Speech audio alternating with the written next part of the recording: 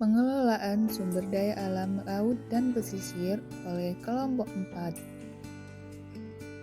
Konservasi sumber daya alam terkait dengan pengelolaan lingkungan yang termaktub di dalam Undang-Undang Republik Indonesia Nomor 32 Tahun 2009 tentang pengelolaan lingkungan hidup, yaitu upaya sistematis dan terpadu untuk melestarikan fungsi lingkungan hidup yang meliputi kebijaksanaan 6P. 6P di sini meliputi perencanaan, pemanfaatan, pengendalian, pemeliharaan, pengawasan, serta penegakan hukum. Pemeliharaan. Sumber daya laut adalah sumber daya yang cakupannya adalah apa saja yang berhubungan dengan laut. Jadi, sumber daya laut tidak hanya mengenai ikan dan terumbu karang, akan tetapi mencakup semua kegiatan yang bisa dilakukan di laut. Cara pemeliharaan sumber daya alam laut dan pesisir. Yang pertama, meningkatkan tata kelola sumber daya kelautan, termasuk upaya penataan ruang laut dan harmonisasinya. Yang kedua, meningkatkan konservasi, rehabilitasi, dan peningkatan ketahanan masyarakat terhadap bencana di pesisir dan laut, termasuk penambahan luasan kawasan konservasi perairan dan penguatan kelembagaan serta efektivitas pengelolaannya. Yang ketiga, mengendalikan IUU fishing dan kegiatan yang merusak di laut. Yang keempat, menguatkan peran SDM dan iptek kelautan serta budaya maritim. Yang kelima, meningkatkan produktivitas, optimalisasi kapasitas, dan kontinuitas produksi perikanan, termasuk alokasi yang proporsional antara stok sumber daya ikan, serta penyediaan dan pengembangan teknologi penangkapan ikan yang efisien dan ramah lingkungan. Pemanfaatan. Wilayah lautan di Indonesia sangat luas dengan potensi kekayaan yang melimpah. Untuk itu, seharusnya Indonesia mampu melihat potensi kekayaan sumber daya alam laut dan pesisir dengan memanfaatkannya dengan baik. Laut sebagai aset nasional memiliki banyak manfaat bagi kehidupan manusia. Pengambilan manfaat sumber daya perairan, khususnya laut dan pesisir, terbagi atas pemanfaatan ekstraktif dan non-ekstraktif. Pengambilan manfaat dengan cara mengambil sumber daya dikenal dengan istilah pemanfaatan ekstraktif. Sedangkan pengambilan manfaat non-ekstraktif tidak dilakukan dengan mengambil sumber daya, tetapi memanfaatkan nilai-nilai dan fungsi yang diberikan oleh sumber daya tersebut. Berikut ini contoh pemanfaatan ekstraktif dan pemanfaatan non-ekstraktif. Pemanfaatan ekstraktif terhadap sumber daya alam laut antara lain penambangan minyak, gas, dan mineral, pengambilan batu karang, pengambilan pasir. Pemanfaatan dengan mengambil sumber daya yang umum kita kenal diantaranya penangkapan ikan, udang, kerang, kepiting, lobster, teripang, dan segala biota perairan, termasuk penebangan pohon mangrove. Selain itu, budidaya perairan seperti budidaya ikan, budidaya mutiara, budidaya rumput laut, dan jenis budidaya laut lainnya.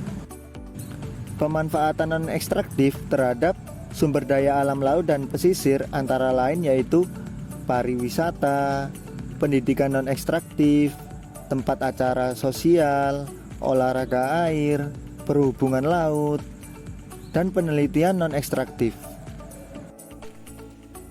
Pengaturan pengelolaan wilayah pesisir dan lautan. Yang pertama ada pengelolaan sumber daya alam hayati. Terdapat sumber daya ikan. Pengaturan tertinggi mengenai pengelolaan sumber daya ikan terdapat dalam Undang-Undang Nomor 9 Tahun 1985 tentang Perikanan. Pengelolaan sumber daya ikan ditujukan kepada tercapainya manfaat yang sebesar-besarnya bagi bangsa Indonesia. Untuk mencapai tujuan tersebut dilaksanakan pengelolaan secara terarah melalui pelestarian sumber daya ikan beserta lingkungannya. Yang kedua ada perlindungan hutan mangrove. Status hutan mangrove dalam kategori kawasan lindung. Hal ini Pemerintah provinsi diberi wewenang untuk menetapkan kebijakan dan peraturan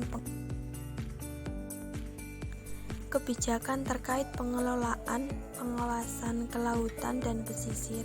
Ada beberapa kebijakan peraturan perundang-undangan yang dapat dijadikan sebagai landasan hukum. Yang pertama, Undang-Undang Nomor 17 Tahun 1985 tentang Konvensi PBB tentang Hukum Laut atau United Nations Convention on the Law of the Sea 1982. Yang kedua, Undang-Undang Nomor 6 Tahun 1996 tentang Perairan Indonesia. Yang ketiga, Undang-Undang Nomor 27 Tahun 2007 tentang Pengelolaan Wilayah Pesisir dan Pulau-pulau Kecil. Dan yang terakhir, keempat, Undang-Undang Nomor 32 Tahun 2009 tentang Perlindungan dan Pengelolaan Lingkungan Hidup. Setiap bentuk pemanfaatan tanah harus dilandasi dengan prinsip pengaturan sebagai berikut. 1. Prinsip non-kepemilikan. Tanah pantai tidak dapat dibebani hak milik. Hal ini dimaksudkan supaya tidak mengurangi kebebasan publik untuk menikmati bagian pantai tertentu. Yang kedua, prinsip terbuka untuk umum. Kebebasan publik untuk mendapatkan akses menikmati pantai merupakan hak yang sifatnya universal. Oleh karena itu, bangunan fisik dalam bentuk apapun, misalnya rumah, villa, atau hotel, yang dilakukan di atas tanah pantai hampir dapat dipastikan akan menghambat kebebasan akses publik ke laut. Yang ketiga, prinsip perlindungan kepentingan penduduk asli. Yang keempat, prinsip prioritas manfaat pembangunan. Dan yang kelima, prinsip penataan ruang. Satu instrumen penegakan hukum dan merupakan amanat Undang-Undang Nomor 32 Tahun 2009 tentang perlindungan dan pengelolaan lingkungan hidup, di mana dalam pasal tersebut menteri atau gubernur atau bupati atau wali kota mengangkat dan menetapkan pejabat pengawas lingkungan hidup atau PPLH dan pejabat pengawas lingkungan hidup daerah atau PPLHD yang merupakan jabatan fungsional. Siapakah yang diawasi? Yang diawasi yaitu penanggung jawab usaha atau kegiatan atas ketentuan yang ditetapkan dalam peraturan perundang-undangan di bidang perlindungan dan pengelolaan lingkungan hidup, seperti rumah sakit, hotel, industri, dan lainnya. Mengapa perlu adanya pengawasan?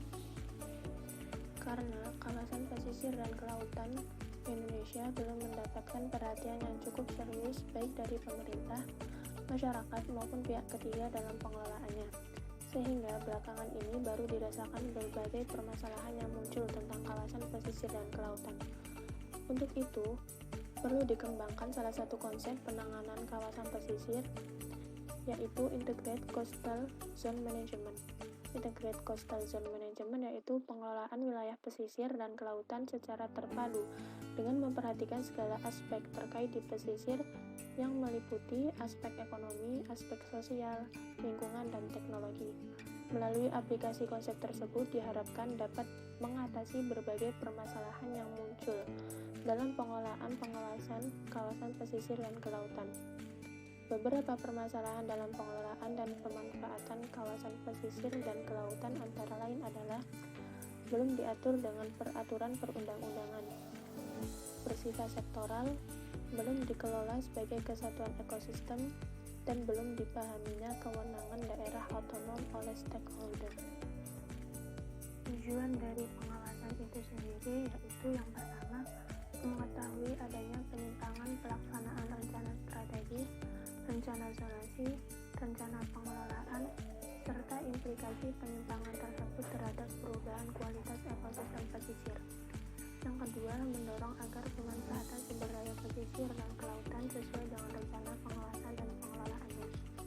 Yang ketiga, memberikan sanksi terhadap pelanggar, baik berupa sanksi administrasi seperti pembatalan izin atau pencabutan hak, sanksi perdata seperti pengenaan denda atau ganti rugi, maupun sanksi pidana berupa penahanan atau operasi penyimpangan tersebut terhadap perubahan kualitas ekosistem pesisir. Yang kedua, mendorong agar pemanfaatan sumber daya pesisir dan kelautan sesuai dengan rencana pengawasan dan pengelolaannya. Yang ketiga, memberikan sanksi terhadap pelanggar, baik berupa sanksi administrasi seperti pembatalan izin atau pencabutan hak, sanksi perdata seperti pengenaan denda atau ganti rugi, maupun sanksi pidana berupa penahanan ataupun kurungan. Dasar hukum tentang pengelolaan wilayah, pesisir, dan kelautan ini merupakan landasan penyesuaian dengan ketentuan yang tercantum dalam peraturan perundang-undangan yang lain. Yang terakhir yaitu untuk mencegah pencemaran atau kerusakan lingkungan di sekitar pesisir.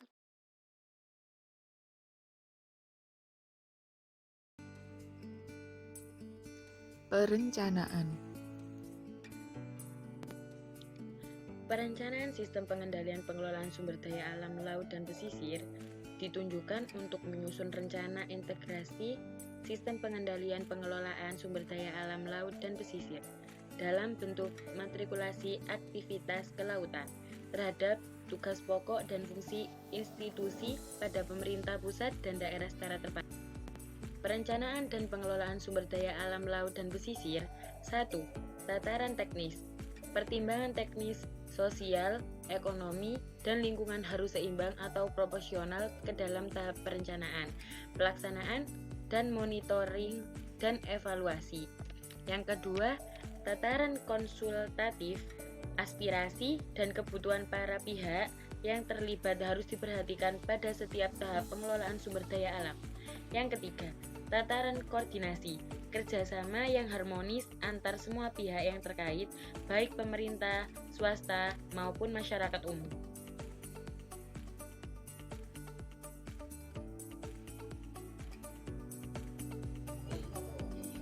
Komponen pengendalian.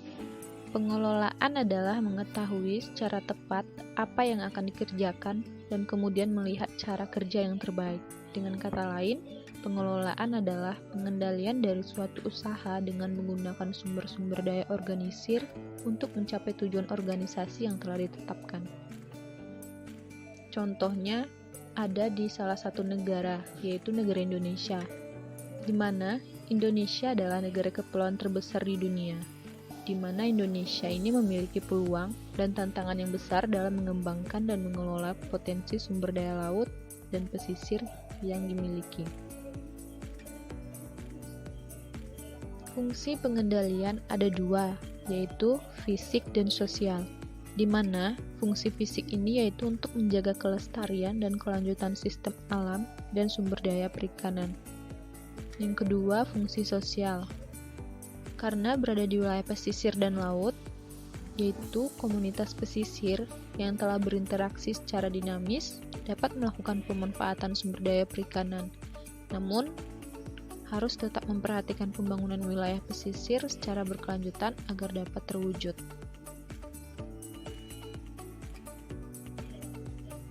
Ada dua langkah yang harus diperhatikan dalam strategi pengendalian, yaitu pengendalian kualitas lingkungan laut dan pengendalian emisi atau sumber pencemaran. Di mana pengendalian kualitas lingkungan laut ini yaitu standar kualitas lingkungan laut disusun berdasarkan batasan kualitas air, biodata, dan sedimen yang harus dijaga untuk suatu tingkat pemanfaatan tertentu. Lalu pengendalian emisi atau sumber pencemaran ini ditentukan oleh standar emisi pada suatu jenis kegiatan sebagai sumber pencemaran umumnya berdasarkan pada kemampuan atau ketersediaan teknologi yang dapat digunakan.